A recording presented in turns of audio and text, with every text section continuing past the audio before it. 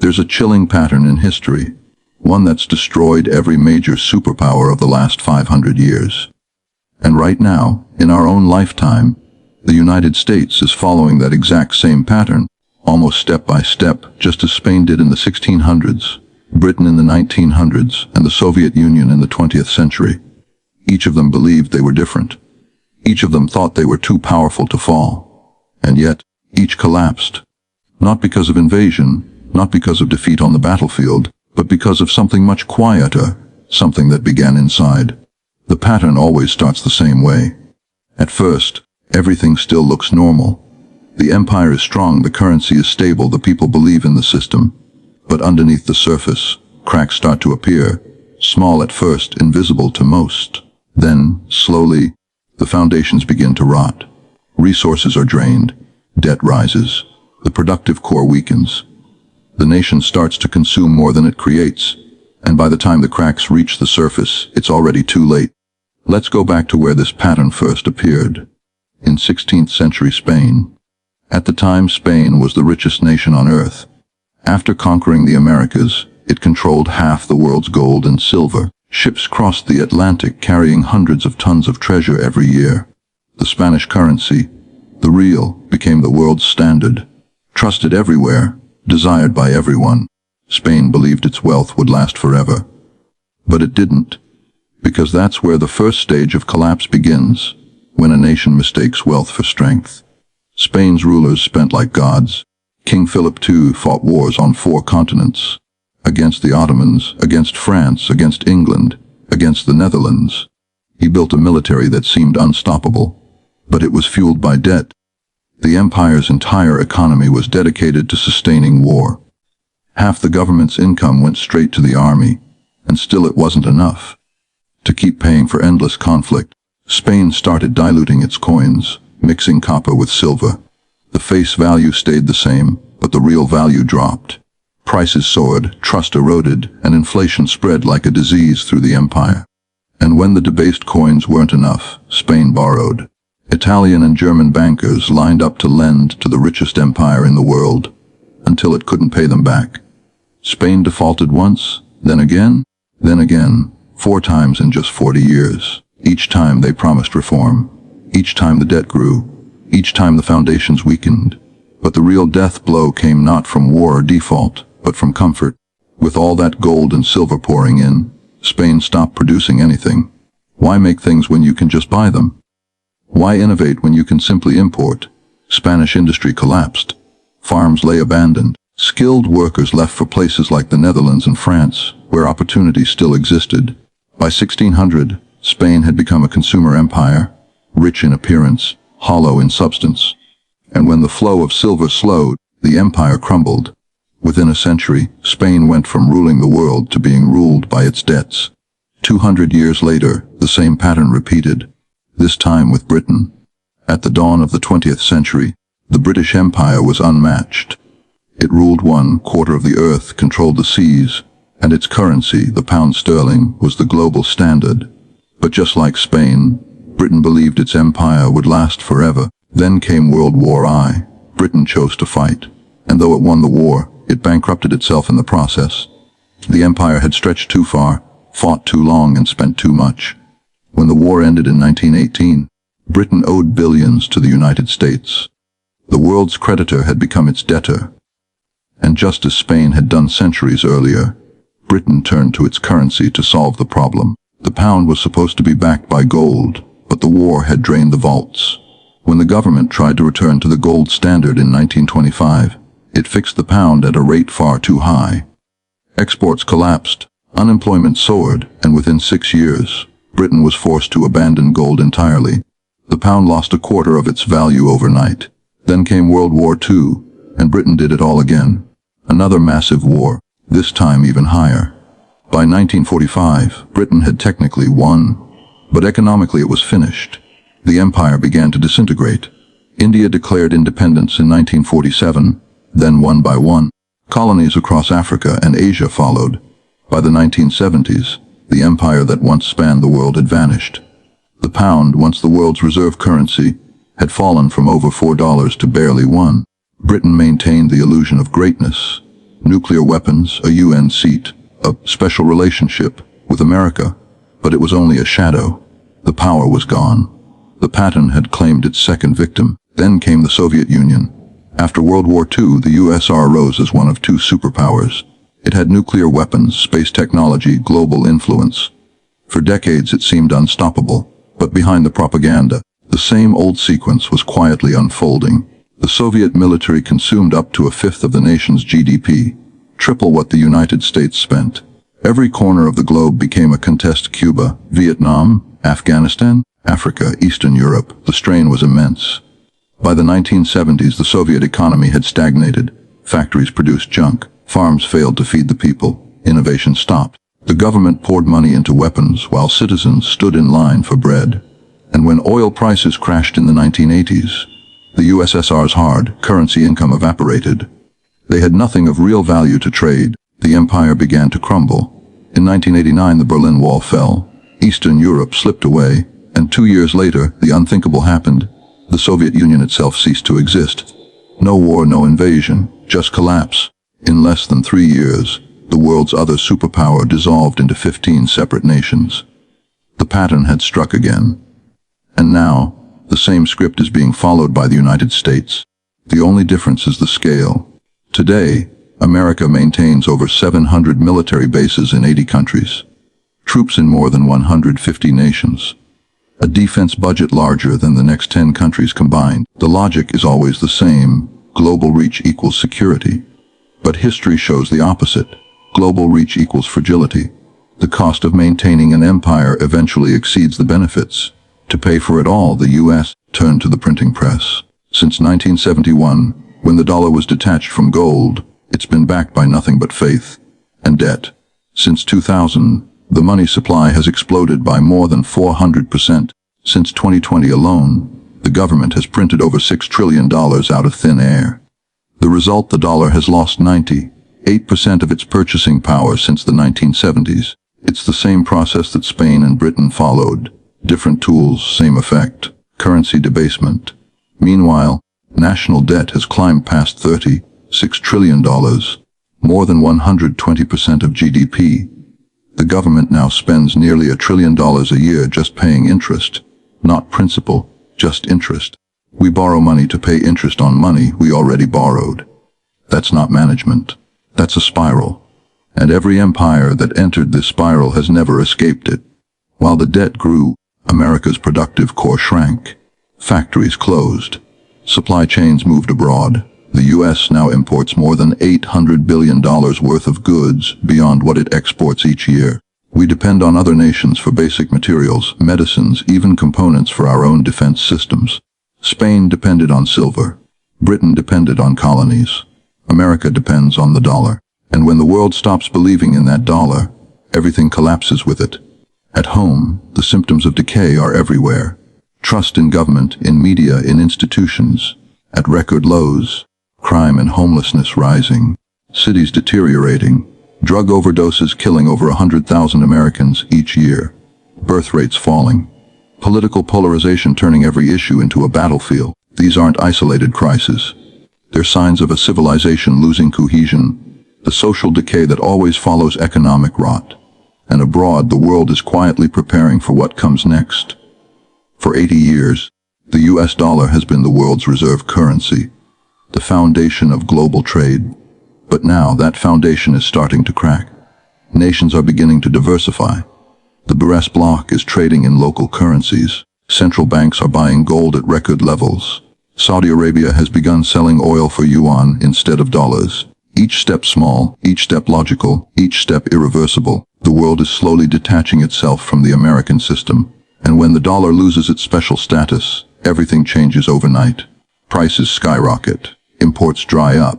Debt becomes unpayable. The government prints even more money to fill the gap. And that's when confidence dies completely. That's when inflation turns into collapse. That's when the superpower becomes a memory. Spain thought it was different. Britain thought it was different. The Soviet Union thought it was different. Every empire tells itself the same comforting story, that it's exceptional, that it can defy the rules of history. But history doesn't bend. The math doesn't change. You cannot spend more than you produce forever. You cannot maintain empire without industry. You cannot print wealth into existence.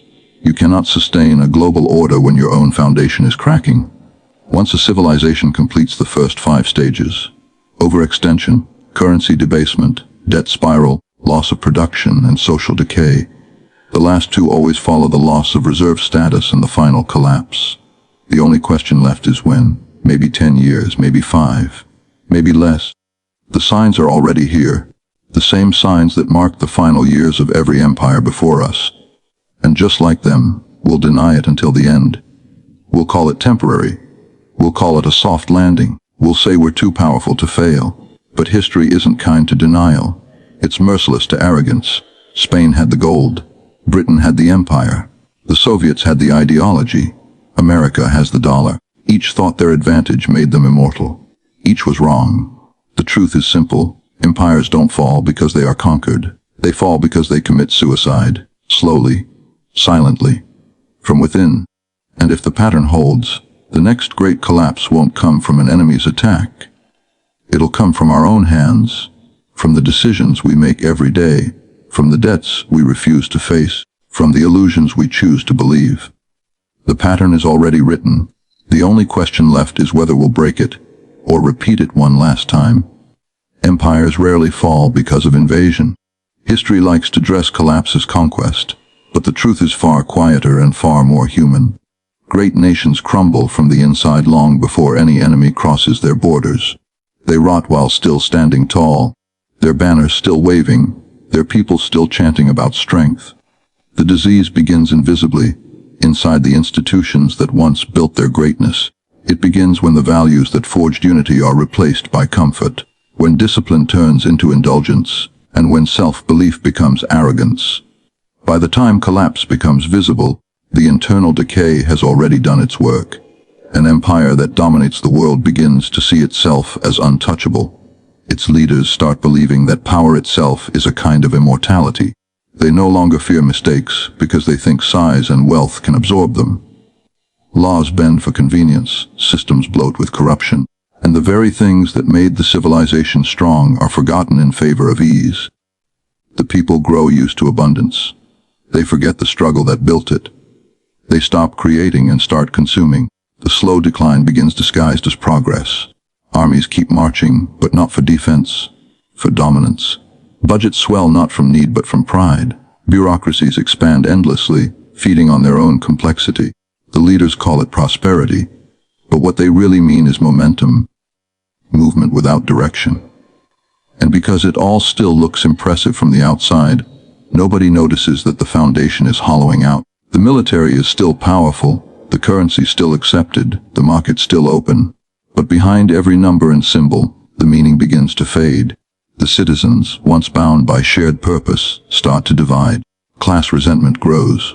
Those who control wealth and influence retreat into protected circles, while the rest fight over scraps of status. Politics turns into performance.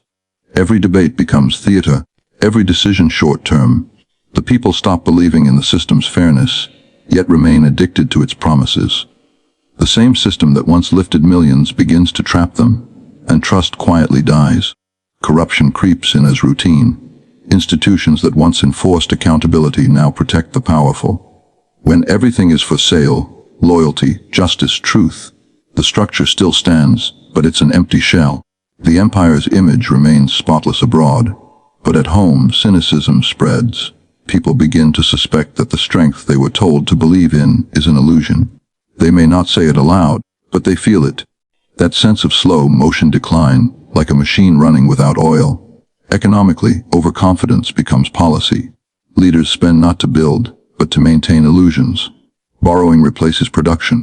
Currency loses real backing, replaced by promises no one intends to keep. The empire starts living off its reputation, drawing credit from the past to pay for the present. And when warning voices appear, they're mocked as pessimists or traitors. The society convinces itself that it's too advanced, too powerful, too important to fail. History calls this the peak, but it's always the prelude to descent. Culture follows the same path. Art, once a reflection of spirit and struggle, turns hollow, flashy but empty. Entertainment becomes distraction. Cynicism replaces inspiration. The empire stops asking, what's true, and starts asking, what sells. In the pursuit of endless pleasure and convenience, depth disappears. The people begin to mistake noise for vitality, excess for success. They celebrate freedom, but forget responsibility. And slowly, quietly, they surrender their strength. Meanwhile, external threats grow, sensing weakness beneath the surface confidence. Rivals rise not by attacking, but by outproducing, outworking, outthinking. The empire dismisses them as irrelevant, until it's too late. The decline is never sudden, it's gradual, like erosion. Every choice that favors comfort over courage, every policy that buys time instead of building strength, every indulgence disguised as achievement, all of it adds up. The walls stay high, but the heart is gone. From Spain's golden fleets to Britain's empire to the Soviet Union's Iron Curtain, the same story repeats. Power creates distance. Distance breeds delusion. Delusion blinds the rulers until they can't see what's rotting beneath their feet. When the final crisis comes, economic collapse, civil unrest, currency failure, it seems sudden only to those who never looked inward. The invasion, the bankruptcy, the revolution, those are only symptoms. The real destruction happened long before, in the quiet decay of discipline, honesty, and purpose that no army could defend against. Currency debasement is the moment an empire begins to trade truth for illusion. It's the quiet decision to replace real value with symbolic value, production with printing, labor with leverage. It doesn't happen in a single day. It creeps in slowly, justified as necessity, then normalized as policy. When a nation starts believing it can create wealth simply by creating money, it crosses the invisible line between prosperity and pretense. History records it over and over. The moment great powers stop minting from metal and start minting from confidence, the countdown begins. At first, debasement feels harmless. Leaders frame it as innovation or flexibility. They say it's a tool to stimulate growth, to fund defense, to protect citizens from hardship. The people accept it because nothing appears to change. Prices rise a little, taxes remain the same, and life continues. But beneath the surface, a quiet theft takes place. Every new coin, every new note, every digital dollar created without labor behind it steals a fraction of everyone's wealth. The empire begins to consume its own future, disguising the hunger with numbers that look like progress. When Spain diluted its silver coins, the soldiers still got paid, the merchants still traded, and the market still functioned for a while. But prices started climbing. The same pay bought less each year. Trust in the currency faded, and soon people demanded gold, goods, or foreign coins instead. The paper wealth remained, but the real wealth, production, innovation, trade, began to vanish. Britain repeated the pattern centuries later. When the pound could no longer be backed by gold after 2 world wars, the empire survived on promises and loans. The illusion of stability lasted just long enough for its rivals to overtake it. The Soviet Union tried to escape the problem by controlling prices, but it only destroyed its economy faster. Money lost meaning altogether. Debasement always begins as a solution and ends as a trap. Governments print to pay for wars, to fund expansion, to buy votes, to delay pain. But every printed dollar, every diluted coin, every manipulated interest rate chips away at the foundation of trust that holds the system together. Once the people sense that the money itself is the problem, the entire illusion unravels. They rush to exchange paper for anything tangible, land, goods, gold, foreign currency. And when that rush begins, confidence dies faster than any government can print. The tragedy is that debasement doesn't look like destruction while it's happening. The empire still appears strong. Stock markets rise, property prices soar, spending continues. But it's not growth. It's inflation disguised as prosperity. It's the economy eating itself, living off borrowed time and borrowed trust. And when production finally collapses under the weight of fake wealth, the empire learns too late that no nation, no matter how mighty, can counterfeit strength forever.